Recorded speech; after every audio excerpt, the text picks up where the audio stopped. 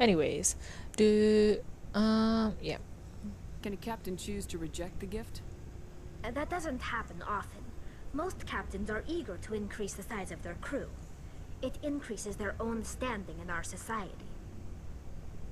Even when a gift is not particularly valuable, the captain usually accepts it out of a sense of tradition. However, there is a stigma to presenting a substandard gift. Everyone It's hates not you. the best way to make a good impression on a new community. Most pilgrims don't return until they find something worthwhile.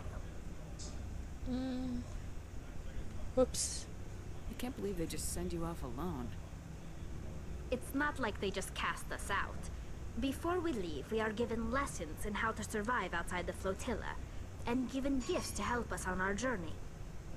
We also receive implants to fight off sickness and disease.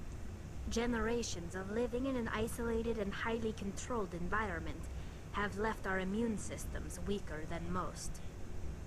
By the time we leave the fleet, we are well equipped for the pilgrimage. This is a rite of passage for all Quarians. If it were dangerous, our numbers would suffer. Virtually every pilgrimage ends with a triumphant return and the ritual presentation of the gift to one of the fleet's captains. Yay! I want to talk about something else. Like what? Let's talk about the Quarians first, and then we can talk about the Geth, because the Geth is just like, what? I'm leaving. Tell me about your people. Our lives aren't easy. Resources are scarce, and we are constantly on the move. Everything we do must in some way contribute to the continuation of the migrant fleet. There are 17 million Quarians in the flotilla, and each of us relies on the others for survival. The bonds among my people are strong. Unfortunately, we have had to surrender many of the freedoms and civil liberties other species take for granted. What kind of freedoms?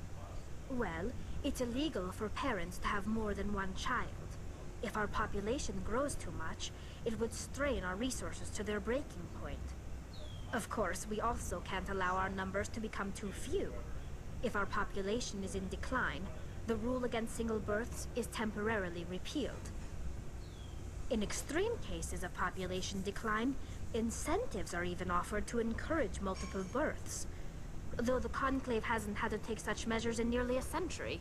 Well... That's your government. The Conclave is our civilian branch of government. Each ship can elect a representative to serve on the Conclave and make decisions that affect the fleet as a whole. On matters that affect an individual ship, however, the captain has the final say. It's a tradition that dates back to the early days, when the fleet was governed by martial law. Fortunately, most captains nowadays are smart enough to have an elected council from their crew to give them advice and guidance. That's amazing. So the ultimate power rests with elected officials? In practice, the Conclave and the respective council for each ship tend to set the rules that govern our daily lives. But in theory, we are still under military jurisdiction. The 5 top-ranking military officials in the fleet serve on the Admiralty Board. These 5 have the power to overrule any decision by the Conclave in case of emergency. To do so requires unanimous agreement among the Admiralty, and they can only do this once. After that, the entire board must resign their posts. It's a safeguard that served us well. In nearly 3 centuries, the Admiralty Board has only overruled the Conclave 4 times. That's amazing. Last I topic. want to know more about the Geth. I doubt I can tell you anything you don't already know. It's been almost 3 centuries since they drove my people into exile. All I know is the story of their origins, what they were when we created them, and how they turned on us. And became cyborgs and Shodan. Yep. Interesting. The Geth were originally created to serve as an automated manual labor force. Initially, their intelligence was as limited as any VI. Over time, we made small modifications to their programming to allow them to perform more varied and complex tasks, bringing them closer and closer to true AI status. How come the council didn't step in and stop you? This wasn't true AI research. We may have been skirting the bounds of the law, but we never did anything that was actually illegal. The changes were so insignificant, so gradual, that we were able to control them. Or so we thought. But one thing we underestimated was the power of the neural network. A million Geth thinking simultaneously created an inherently unstable matrix. So the Geth share brain power?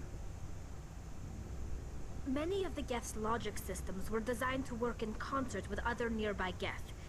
Basically, the more of them you have in a group, the smarter they are. So there's some sort of group consciousness. No, nothing like that. They cannot share sensory data or information. Their programming cannot handle that much simultaneous input. Each Geth maintains an individual awareness and identity. The neural network only operates on a process-based level. It's basically the synthetic equivalent of a subconscious.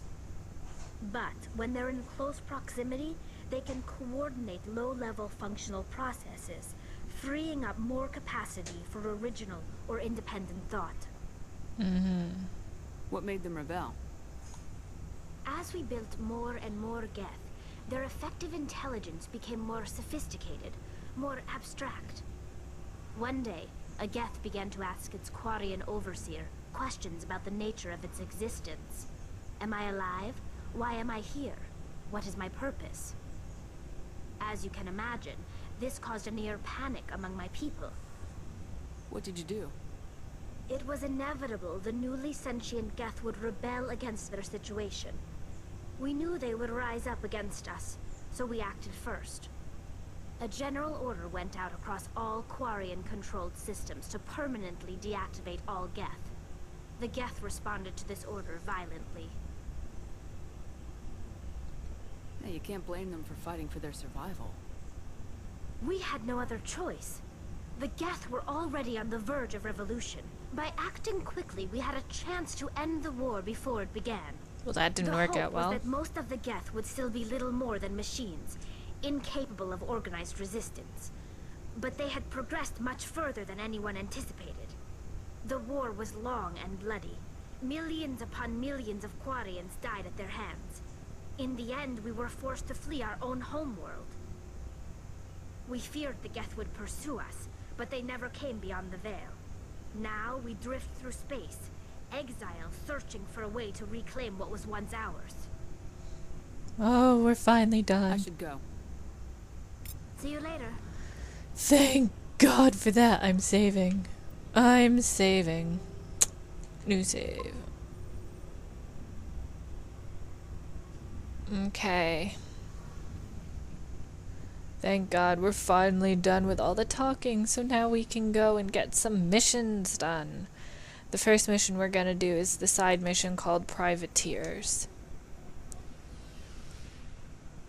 After we get up this incredibly annoying elevator of death. Elevators! Everything's really blue in Mass Effect, I realized.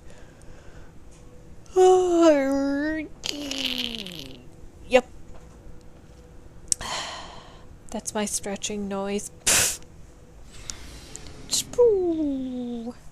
Back to the deck. Why are you walking? I'm pressing the... There you go. Anyways. Mass Effect man. Or woman. Okay. Journal. We're gonna do Privateers first. And we have to go to the Strenus system in the Horsehead Nebula. Away! Boo boo boo boo boo doo boo doo. Horsehead, Artemis Tau, Hades Gamma, blah blah blah blah. I think Novaria's in the Horsehead. Yep. Strenus.